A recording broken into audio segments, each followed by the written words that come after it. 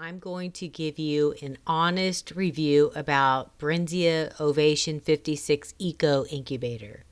Not just this incubator, but my impression overall of the Brinsea products that I have purchased in the last 13 years. Since 2011, I've been hatching my own eggs from Wyandottes, large fowl, Rhode Island Reds, large fowl, Muscovy ducks, runner ducks, and heritage turkeys.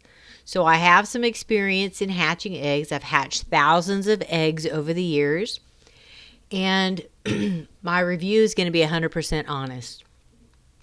So what I can say about this incubator is I've had this incubator. I have had one of them for about 5 years. And I have to say that before that, I had 3 other incubators, which were the cradle incubators by Brinsea that held 24 hen eggs. And I had 3 of those, and I actually still have them. But the only problem with those is the heating elements would go out every couple of years, and I'd have to purchase heating elements and install them in the lids myself. Now, I didn't mind that because I always had 99 to 100% hatch rate in those incubators. I had the eco incubators where you had to manually rotate the incubator. You rolled it forward and rolled it back, and that's how your eggs were rotated, and I loved it. Okay, I've never ever had problems with that incubator hatching. The problems I've had were the heating elements, and they no longer make the heating element, and that's very disappointing because it was a great incubator. It was made really well. The plastic was nice and thick, very washable. You could keep it really clean, and I loved it. But when I could no longer get the heating elements to fix it, I bought this one 5 years ago. About 5 years ago. It does come with a 3-year warranty. I've hatched a lot of chickens out of it. I can't even tell you how many. And I've always had great hatch rates. So the pros is it's very reliable. It can hatch anything you can put in it that is viable. It can pretty much hatch it. Okay. So with this one, it rotates the eggs on a timer by itself. So I love that. I don't even have to think about it. I basically put my eggs in the incubator and I turn it on, and I pretty much forget it until the very end when they're ready to hatch.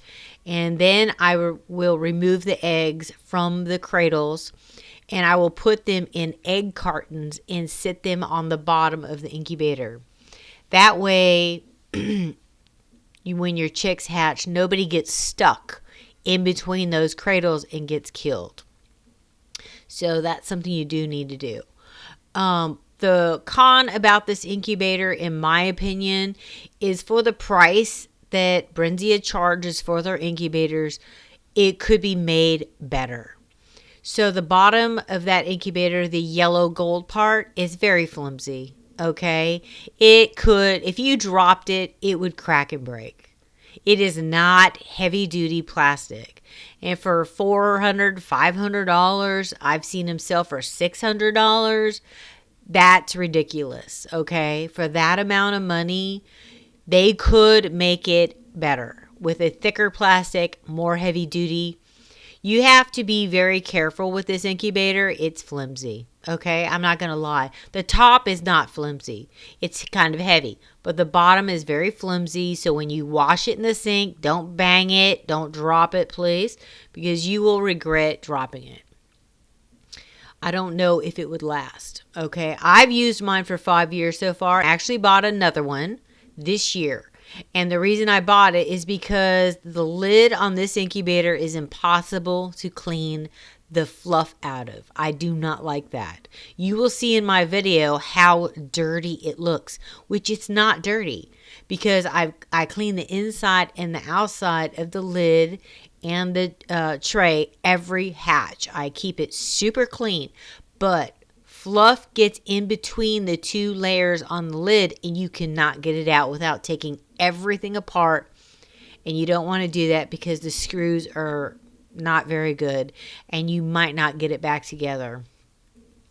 So you have to pretty much squeeze something up in there between that thin little opening and try to clean out as much fluff and dirt, whatever, as you can. So that is a con in this lid. You cannot clean it. It looks horrible.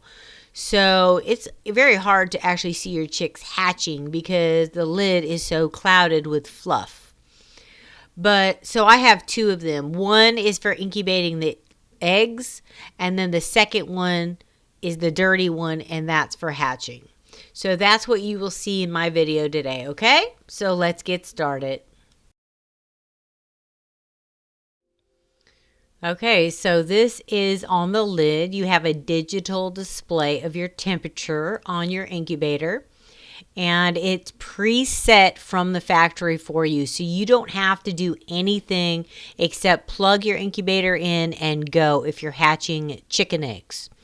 So chickens have to hatch for 21 days from the time you set them.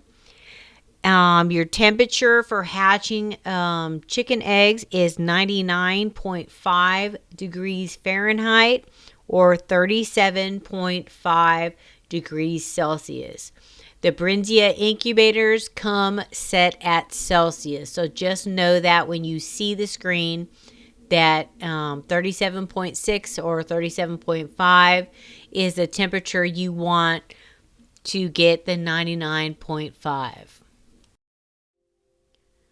So what I do at my farm is when I collect my eggs from my breeding pens of my different birds that I have sorted, I will put some kind of label on the egg so that I can track fertility. That way, at the 7-day mark in the incubator, I will take a small flashlight and I will candle each egg to see if that egg is fertile. This lets me know how my breeding pens are doing. So now I have loaded all of the eggs I'm going to hatch into my incubator in each cradle. As you can see in this photo, some of them say buff. That's the buff Wyandottes. RIR is like Rhode Island Reds. And then you also will see a number. You see the number 27 on there. That means that's the date of the day I am setting the eggs. So on the 27th is the date. So that number is written on all of the eggs that are hatched. So that way, if you do have to mix like different batches of eggs, say some are due maybe a week earlier or, a week later or whatever, if you have them labeled, then you know how old those eggs are inside the incubator that you're hatching. Now, I try to only hatch one date at a time in the incubator, but sometimes I may have to add a few eggs from a different date. So that's all this is. It's just to give you an example of how I do it and how I track my eggs when I hatch them. Okay, so at about day 18 to day 19, after I have set my eggs in the incubator, these are the eggs that are all ready to be hatched. I've already candled them the night before when it was dark and made sure that they were all still alive and viable. So what I did is I removed them out of the cradles and I put them into egg cartons. I opened the egg cartons up flat and I just laid out the eggs. Now, I do not usually ever hatch my eggs laying on their sides. If I incubate an egg sitting up, then I hatch it sitting up. And I have learned over the years that if I do that, I get a 99 to 100% hatch rate. Okay, I don't hatch them standing up and then, I don't incubate them standing up and then hatch them laying on their sides. For some reason, I feel like the chicks get disoriented and they don't all get out. So, in my opinion, and it's just my opinion, with 13 years of experience and thousands of eggs later, this is the best way for me to hatch my chicks. So this is all I'm showing you here in the photo is the eggs are sat into cartons, taken out of the cradles for the safety of the chicks, and that's it. So now is the exciting time, waiting for those first pips in the eggs. So that is when you see that little crack in your egg. That is your little chick on the inside pecking his way out. So first you will see a little crack in the egg, and then they will start to unzip. Now it's not all super fast. It may take hours, so they'll rest in between. But this is our first sign that our chicks are about to emerge. And it's just like that, guys. I'd like to introduce you to our first pullet or cockerel of 2024. This little chick has emerged from his egg as the very first chick of the year. This photo is just to show you some of the things you're going to need to take care of your baby chicks once they hatch.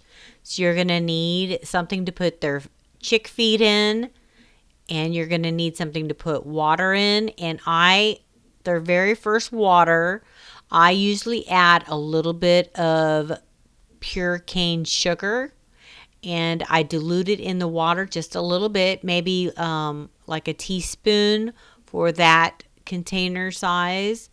And then you're going to need some shavings or something for the bottom of the container that you're going to keep them in, something that isn't going to give them splayed legs, so something they can move around in freely without injuring themselves. I either use paper towels or shavings or maybe some hay. And then you're going to need a heat source to keep them warm. So I use either the Reptile red light bulbs, or I also use these radiant heaters. So these are made for baby chicks, and you can adjust that orange section higher or lower or even at an angle so the chicks go under it and it keeps them warm, and then they can come out. Okay? Okay, guys, so in this photo, I'm showing you what I was talking about in the very beginning in my introduction.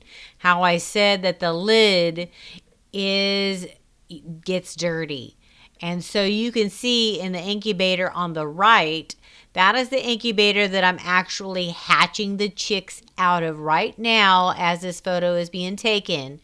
And that you can see looks cloudy and it looks dirty, but it's not. But what I told you is there's 2 layers of plastic, and in between that layer gets that chick fuzz that you can't get out.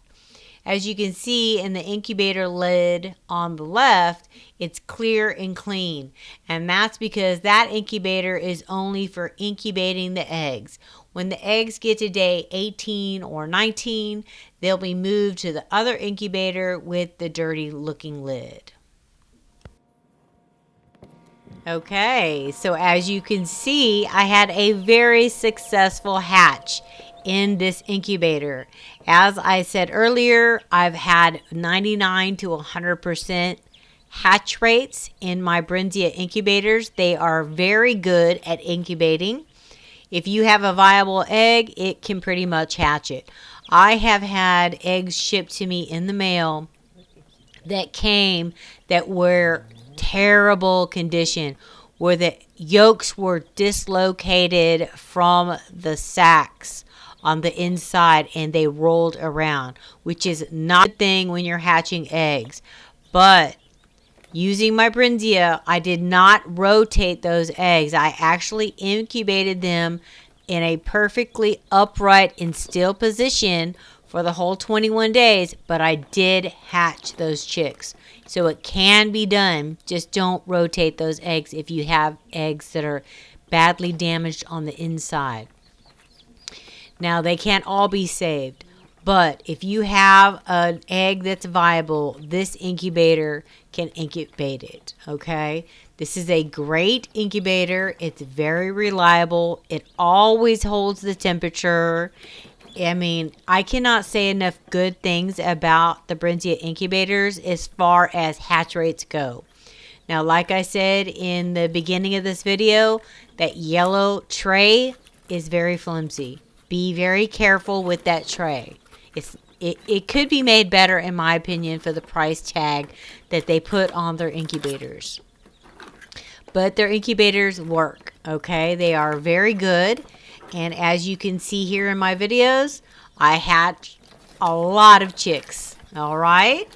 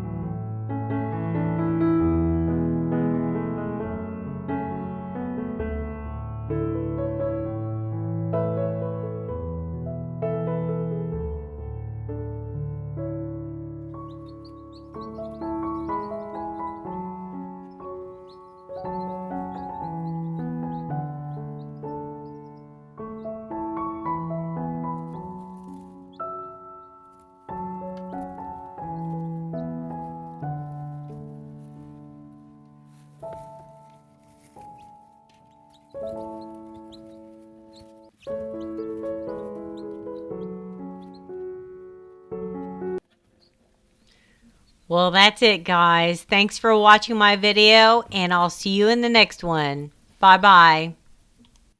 Like and subscribe to Grandma's channel. Like and subscribe to Grandma's channel.